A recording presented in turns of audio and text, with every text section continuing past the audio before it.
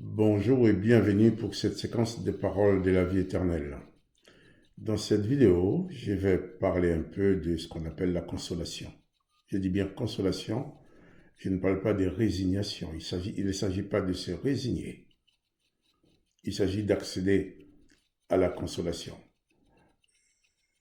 Quand est-ce qu'on peut avoir besoin de consolation? On a besoin de consolation, on a besoin d'être consolé lorsqu'il nous arrive un événement grave qui nous affecte profondément. Par exemple, un deuil, ou d'autres événements qui peuvent nous frapper, nous faire souffrir. Euh, et dans ces cas-là, nous pouvons avoir des amis, des copains, de la famille qui viennent pour nous consoler. C'est une très bonne chose d'avoir leur présence. Mais cette consolation-là, c'est un acte qui vient des humains, de ceux qui nous aiment. Leur présence va nous faire du bien, mais du fond de nos âmes, du fond de nos esprits, à l'intérieur de soi, quand il y a vraiment une cassure, il y a quelque chose qui est cassé, il y a quelque chose qui nous blesse profondément, eh bien, nous avons besoin d'une consolation beaucoup plus profonde que la présence de nos amis. Euh, Ça m'amène à penser à cette parole de Jésus qui dit dans Matthieu, euh, dans Matthieu chapitre 11, verset 28, quand Jésus dit « Venez à moi, vous tous qui êtes fatigués et chargés, je vous donnerai du repos, du repos. » Le repos de l'âme, on peut trouver quand même ce repos de l'âme dans une consolation profonde et qui peut venir, qui ne peut venir que de Jésus-Christ. Et je vais prendre l'exemple des disciples de Jésus-Christ qui avaient vécu avec lui pendant 3 longues années. Ils ont marché avec lui, ils ont mangé avec lui, ils ont bu avec lui. Et pour eux, c'était vraiment le bonheur d'être avec le Maître, d'entendre ses enseignements. Et Jésus, sachant qu'il allait partir, sans même leur donner tous les détails pour leur dire qu'il va mourir, qu'il va être crucifié, quoi qu'il va le dire un peu plus tard, mais Jésus leur parle des consolateurs dans l'évangile de Jean, chapitre 15, et au verset 26. Jésus dit ceci, excusez-moi, quand sera venu le consolateur que je vous enverrai de la part du Père, l'Esprit de vérité qui vient du Père, il rendra témoignage de moi. Et vous aussi, vous rendrez témoignage parce que vous êtes avec moi dès les commencements. Ils étaient avec le Maître, ils étaient avec Jésus. Mais Jésus allait s'en aller. Ce sera pour eux un deuil profond, un deuil, un moment douloureux à vivre, de voir partir le Maître, et surtout lorsqu'il va voir dans quelles circonstances que Jésus va être mis à mort sous leurs yeux. Certains se sont cachés pour ne pas voir ça. Pierre a essayé de voir un peu plus. Mais donc, ces hommes-là étaient dans le deuil. Ils étaient blessés au plus profond d'eux-mêmes. Ils avaient perdu un être cher. Ils avaient donc besoin de consolation. Et ça, Jésus l'avait prévu. C'est pour ça qu'il leur a promis de leur envoyer le consolateur. Il dit bien, quand sera venu le consolateur que je vous enverrai de la part du Père. Et Jésus précise que le consolateur va venir de la part du Père, de la part de Dieu son Père. Et il insiste, l'esprit des vérités qui vient du Père. Et Jésus donne toutes ces précisions en disant, l'esprit des vérités qui vient du Père. Vous savez, dans la vie, nous pouvons à un moment donné avoir besoin d'être consolés, avoir besoin d'un consolateur pour un temps donné, pour un temps, je dirais, assez déterminé, plus ou moins long, mais il peut y avoir aussi dans nos vies des événements qui nous frappent et qui durent dans le temps. Et pour cela, nous n'aurons pas besoin seulement d'une consolation momentanée, l'intervention du consolateur à un moment donné, mais nous aurons besoin de l'intervention du consolateur dans le temps, dans la durée du temps. Parce qu'il y a tel événement qui va nous frapper, qui va nous blesser, qui va nous meurtrir, et malheureusement qui va continuer dans le temps. Il y a des choses qui se passent, des événements qui arrivent, qui passent, qui disparaissent. On n'en parle plus, on ne les voit plus. Mais il y a d'autres événements qui peuvent arriver et durer dans le temps. Par exemple, il y a telle souffrance que tu peux avoir dans ta vie, qui dure dans le temps. Et la chose est là qui te fait souffrir, tu ne peux pas l'effacer, tu ne peux pas le détruire. Et chaque jour, tu te lèves, tu vois ces choses devant toi qui te font souffrir. Et tu n'as pas le moyen d'éliminer cette chose-là. Alors, le seul recours que tu as, c'est de te brancher, j'allais dire, sur Jésus-Christ, qui lui, jour par jour, va t'apporter la consolation, va consoler ton cœur. Et attention, Jésus ne parle pas d'une consolation qu'on va t'apporter en te racontant des mensonges.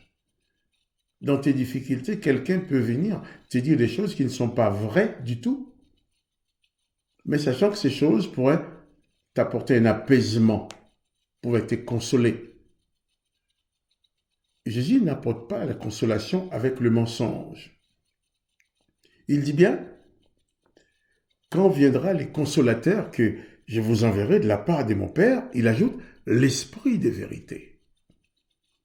Il s'agit d'une consolation que tu vas puiser dans une relation spirituelle, mais avec l'esprit de vérité, l'esprit du Père, l'esprit de vérité que Jésus promet d'envoyer. D'ailleurs, ces gens-là avec qui Jésus parlait, ses disciples, avec qui il parlait de la venue de ce consolateur qui est l'esprit de vérité, ces gens-là, le mot esprit, les interventions spirituelles dans la vie des gens ne leur étaient pas étrangères.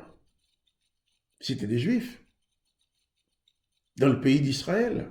Ils savaient bien qu'il y avait beaucoup d'interventions de l'esprit de l'Éternel dans la vie des gens. Et par exemple, dans le livre des rois, 1 roi chapitre 22, versets 19 à 24, je vais prendre le temps de le lire. Il s'agit aussi d'une intervention d'un esprit dans la vie du peuple d'Israël, mais ce n'était pas un esprit de vérité. Et ce n'était pas non plus un esprit consolateur. 1 roi 22, verset 19, je vais lire. Et Michée dit, écoutez donc la parole de l'Éternel. J'ai vu l'Éternel assis sur son trône, et toute l'armée des cieux s'étendant auprès de lui, à sa droite et à sa gauche. Et l'Éternel dit, qui séduira Akab pour qu'il monte à Ramoth en Galaad et qu'il périsse? Les esprits répondirent, l'un d'une manière et l'autre d'une autre manière. Et un esprit vint se présenter devant l'Éternel et dit, moi je les séduirai. L'Éternel lui dit, comment? Je sortirai, répondit-il, et je serai un esprit de mensonge dans la bouche de tous les prophètes. L'Éternel dit, tu les séduiras, et tu en viendras à bout. Sors et faites ainsi. Et maintenant, voici, l'Éternel a mis un esprit de mensonge dans la bouche de tous les prophètes qui sont là. Et l'Éternel a prononcé du mal contre toi, Akab. Là, il s'agit de l'intervention de l'esprit envoyé par l'Éternel, mais qui n'est pas du tout un esprit consolateur. C'est plutôt un esprit qui arrive pour piéger Akab. Un esprit plutôt d'accablement. Un esprit qui va rassurer Akab, avec une bonne nouvelle disant qu'il va gagner la guerre, mais pourtant c'était une bonne mauvaise nouvelle, ou une mauvaise bonne nouvelle. Une nouvelle mensongère, Et c'est l'Esprit de l'Éternel qui le donne. C'est pour ça que quand Jésus parle de l'Esprit consolateur, il dit, quand viendra le consolateur que je vous enverrai de la part du Père, qui n'est pas le Père du mensonge, le Père qui n'a pas en lui du mensonge. Il dit l'Esprit de vérité qui vient du Père. Jésus indique même la provenance de cet esprit. L'Esprit de vérité qui vient du Père. Il rendra témoignage de moi. Et même dans l'évangile de Jean, chapitre 14, Jean 14, verset 16, je vais le lire aussi, Jean 14, verset 16, Jésus dit, « Et moi, je prierai le Père, et il vous donnera un autre consolateur, afin qu'il demeure éternellement avec vous, l'Esprit de vérité que le monde ne peut recevoir parce qu'il ne le voit pas. » Jésus, sur la terre d'Israël, avec ses disciples, il était consolateur. Jésus passait partout, il guérissait les malades, il consolait les âmes, il consolait ceux qui étaient affligés. Et il était la consolation des disciples.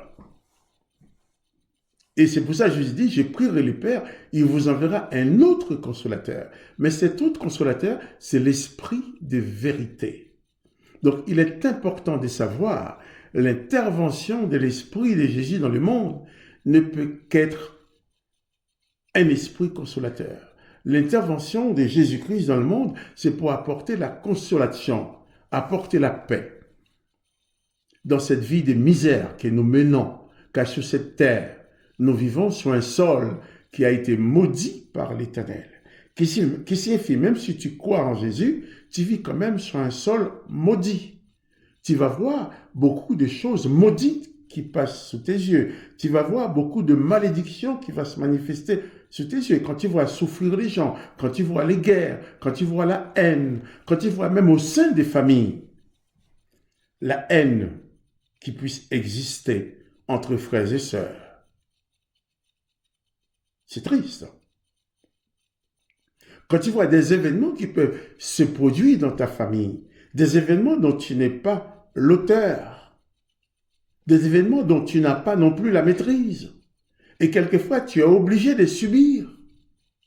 Subir pendant un moment, ou même subir dans le temps, tu peux avoir dans toute une vie, dans toute ta vie, quelque chose qui durant toute ta vie te fait souffrir. Et quand tu regardes ces choses, tu le vois peut-être avec indignation. Ça crée une douleur dans ta vie. Mais comment arriver à supporter ces choses? Eh bien là, tu as besoin du consolateur. Entre-temps, tu peux avoir aussi d'autres esprits qui essayent d'intervenir pour t'accabler, pour te juger, pour dire que c'est ta faute, pour dire que tu as tort, pour t'enfoncer. Comme Akab était en détresse, il allait à la guerre. Il voulait consulter l'Éternel, son Dieu, pour avoir un appui. Mais l'Éternel, son Dieu, lui a répondu en lui envoyant des esprits de mensonge, des esprits qui étaient là plutôt pour l'accabler jusqu'à l'amener à la mort. Attention, il est important pour nous de savoir à chaque moment quel esprit nous parle, quels sont les esprits qui parlent en nous, quels sont les esprits qui dirigent nos vies. J'aime bien dire, à savoir de quel esprit tu es animé.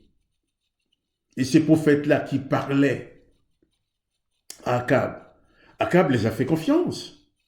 Bien sûr, je ne suis pas là pour défendre Akab, pour dire qu'Akab c'était quelqu'un de bien ou quelqu'un de mal, mais Akab était l'une des personnes qui vivaient sur ces sols maudits et qui participait à la malédiction de ces sols. Mais l'Éternel a envoyé un esprit. L'esprit de l'Éternel qui était venu, c'était un esprit de mensonge. Sur Akab. Et nous pouvons parler même aussi de Saül dans les livres de Samuel, un Samuel 15, un Samuel 14, un Samuel 17, un Samuel 19. où il est question des mauvais esprits de l'Éternel qui étaient venus pour accabler Saül. C'est pour ça que quand Jésus dit qu'il va envoyer son esprit sur le peuple, sur ses disciples, il a bien insisté, l'esprit consolateur qui vient du Père, qui ne vient pas de l'Éternel. L'esprit que le Père envoie pour consoler ceux qui sont dans la détresse. Il dit cet esprit consolateur, c'est l'esprit de vérité. Jean 14, verset 17, l'esprit de vérité que le monde ne peut recevoir. Il parle de cet esprit de vérité dans Jean 16 aussi, verset 13. Je vais le lire. Jean chapitre 16. Jean chapitre 16, verset 13. Jésus va dire, même à partir du verset 12, « J'ai encore beaucoup de choses à vous dire, mais vous ne pouvez pas les porter. » Quand le consolateur, encore l'esprit consolateur, quand le consolateur sera venu, l'esprit de vérité, il vous conduira dans toute la vérité. Il ne vous conduira pas dans le mensonge. L'esprit de l'Éternel que l'Éternel avait envoyé sur les prophètes avait pour mission de conduire Akab dans le mensonge jusqu'à le faire mourir. Mais Jésus dit, quand le consolateur sera venu, l'esprit de vérité, il vous conduira dans toute la vérité, car il parlera. Car il ne parlera pas de lui-même, mais il dira tout ce qu'il aurait entendu et il vous annoncera les choses à venir. Il me glorifiera parce qu'il prendra ce qui est à moi et vous l'annoncera. Tout ce que le Père a est à moi, c'est pourquoi je dis qu'il prendra ce qui est à moi et il vous l'annoncera. Jésus lui-même dit qu'il est la vérité, qu'il est la vie. Akab avait reçu de la bouche des prophètes le mensonge et la mort. Et Jésus nous apporte de la part de son Père la vérité et la vie. L'esprit du Père, c'est l'esprit consolateur, l'esprit de vérité et de vie. Et dans l'Ancien Testament, que ce soit pour Akab, pour Saül et aussi même pour d'autres, l'esprit de l'Éternel a souvent été l'esprit de mensonge et de la mort. Jésus-Christ est la vérité. Son esprit est consolateur. Son esprit nous console. Il nous apaise. L'apôtre Paul va dire, de même l'esprit du Christ rend témoignage à notre esprit que nous sommes enfants du Père. Étant enfants du Père, nous héritons de toutes les bénédictions. Nous héritons de la bonté, de la miséricorde. Nous héritons de la présence du Père dans nos vies. Nous héritons de la grâce du Père. Le Père de Jésus-Christ, c'est le Père de la grâce, le Père de la consolation. Venez à moi, dit Jésus, vous tous qui êtes affligés, vous tous qui êtes fatigués. Fatigués par les événements de cette vie, fatigués par toutes ces circonstances qui sont là pour t'accabler, pour t'enfoncer, pour même te faire croire que tu ne pourrais jamais t'en sortir, pour te faire croire quelque part qu'il y a tel événement qui va te coller comme une tache sur le visage, comme une tache sur le dos, où les gens vont se moquer de toi. Jésus dit, venez, viens à moi, je te donne la consolation, je te donne du repos pour ton âme. Jésus, par son esprit, nous apporte la consolation dans le temps, la consolation au fil du temps. À chaque jour, à chaque événement de ta vie, l'esprit consolateur a une vérité du Christ pour établir la consolation dans ta vie. L'esprit de vérité, l'esprit de Jésus-Christ qui va te consoler dans la vérité, avec la vérité. Pourquoi? Parce que le Père t'a fait grâce au travers de Jésus-Christ. C'est l'esprit de la grâce. Ce n'est pas l'esprit de la condamnation. Ce n'est pas l'esprit du mensonge et de la mort. Mais c'est l'esprit de vérité, de la grâce, du pardon. Viens à Jésus-Christ. Quelle que soit même la faute que tu auras commise, quels que soient les péchés que tu auras sur ton cœur, Jésus t'accepte avec. le Père d'amour, si tu viens vers lui, même avec tes fautes, tes péchés dont tu es réellement responsable, le Père ne va pas t'accabler. Il t'enverra quand même dans sa grâce son esprit consolateur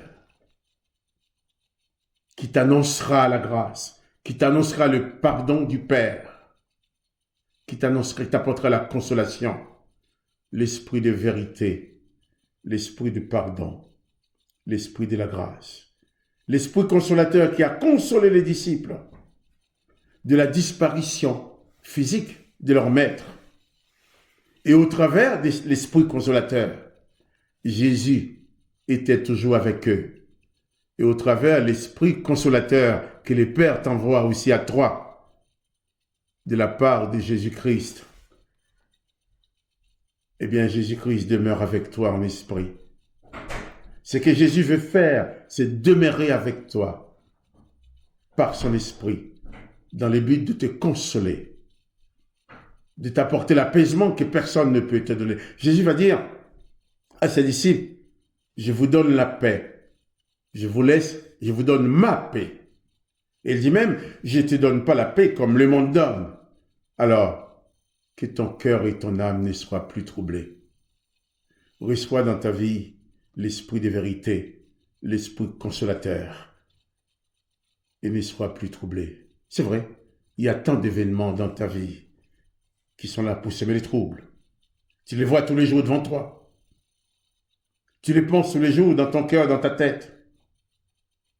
C'est troublant, c'est triste, c'est accablant. Mais au-dessus de tout cela, place le nom de Jésus-Christ. Place l'esprit consolateur. Donne à l'esprit consolateur en Jésus-Christ tous les pouvoirs sur ta vie qui va te permettre de dominer ces événements jour par jour, heure par heure, minute par minute, seconde par seconde. Tu marcheras dans la victoire, dans la consolation de Christ. Et la paix qui surpasse, la paix de Dieu, le Père qui surpasse toute intelligence, gardera ton cœur et ta pensée en Jésus-Christ. Que le nom de Jésus-Christ soit béni. Jésus-Christ est pour toi source de pardon, de bénédiction, source de paix et de consolation. Reçois dans ta vie maintenant la paix de Jésus-Christ. Et que la paix de Jésus-Christ, la paix qui vient du Père de la grâce, du Père de vérité, l'Esprit consolateur, eh bien que tout cela demeure dans ta vie et que tu sois en paix, quelle que soit la circonstance que tu es en train de traverser. Maintenant, je proclame dans ta vie la paix de Jésus-Christ. Je proclame dans ta vie la consolation du Père. Reçois maintenant cette consolation dans le nom de Jésus-Christ. Que son nom soit béni et que toi aussi tu sois béni au travers de lui.